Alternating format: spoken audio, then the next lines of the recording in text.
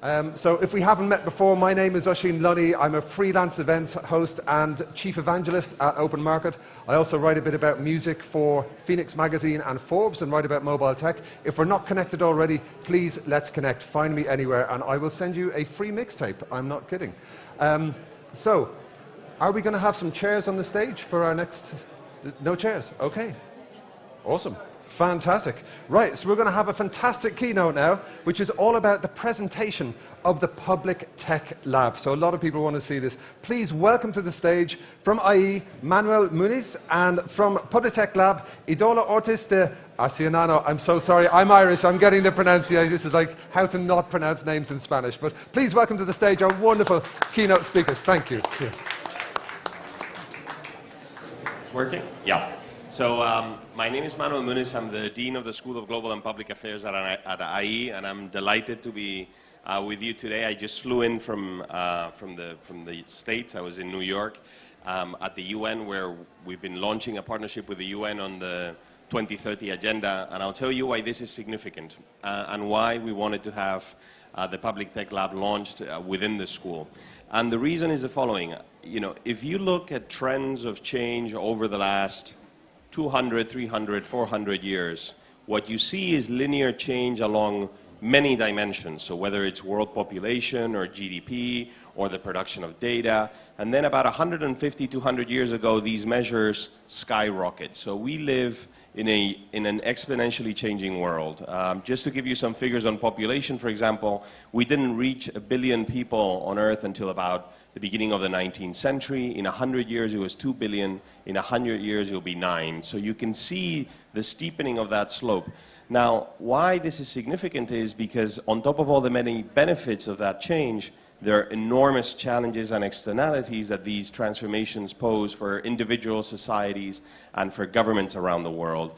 To the extent that some of us have spoken of this idea of the fracturing of our social contract or the decoupling of economic prosperity and political stability, if you look around you, if you look at what's happening around the world, the political dissonance in the political economy, you know, the rise of populism, the fracturing of the order, why are these things occurring? To a large extent, it has to do with the fact that we're very challenged by governing processes of exponential transformation on a number of fronts. So I work on robotics, AI, and work, and the distribution of income and the growth of income inequality. But if you look at the space of healthcare or data and privacy, or if you look at the space of social media and the future of the communications landscape, all of these spaces are changing incredibly rapidly. Now, I want to finish because I want Idoia to be able to speak. She's the real protagonist of this initiative. One of the tools we have precisely to govern those processes of change is technology itself. And most governments and public sector institutions are somewhat behind the curve when it comes to the pickup of those technologies and the use for not just the provision of public services, but also foresight, doing scenario planning and looking forward. So we wanted to create at the heart of a school of public policy a lab that worked with entrepreneurs, with innovation companies and innovative ventures to improve the provision of public services and to increase the intelligence in the public service, in the public sector when it comes to technologies. I think this is one of the greatest challenges we face as a society. There's a deep question about the sustainability of these trends of change. I mean, it is still an open question. I don't want to be the pessimist in a room of diehard optimists and entrepreneurs, but there's a real question if we can govern this velocity of transformation. I am certain the answer would be no if we do not leverage the power of technology itself for the exercise of government. So that's why we're here, and that's why we set up the lab. And I'm very fortunate that Idoia decided to come back from the States, from Boston, and join us and lead this effort within the school. So Ido, thank you for everything you've done, and the floor is all yours. And I'm thrilled to be here with you, and I'll be here for the session. Thank you so much, Manuel. Hi, everyone here. Well, when we thought about the PublicTech Lab, we encountered an oxymoron. Startups, government, can something be farther away? But let's think a little bit about this. What if this is not an oxymoron anymore? What if startups, governments, civil servants, entrepreneurs are not opposites, but complements?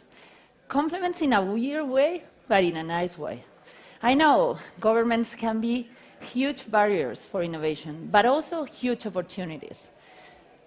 If you think about those big companies, the most valued companies in the world, Airbnb, Uber, Didi, SpaceX, all of them deal with governments, as regulators or as customers. But that's not important today. The important thing today is that we can't miss this opportunity.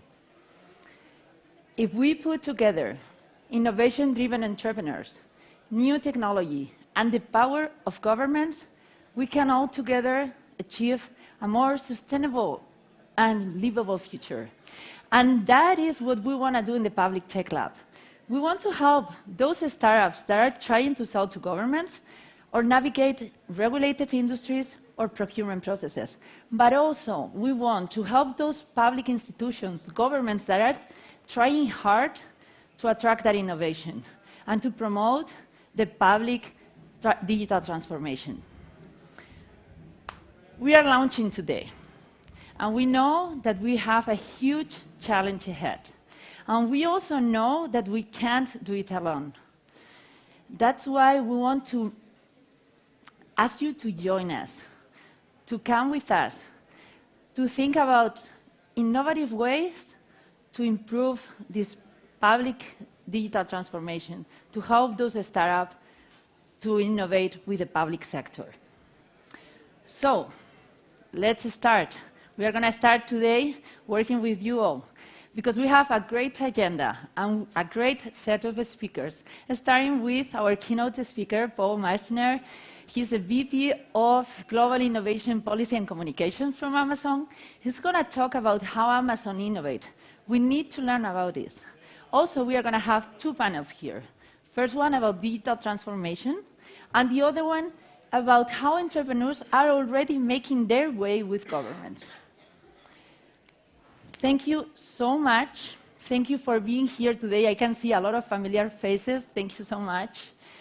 Again, I invite you to join us in this new adventure that starts today here, the new PublicTech Lab.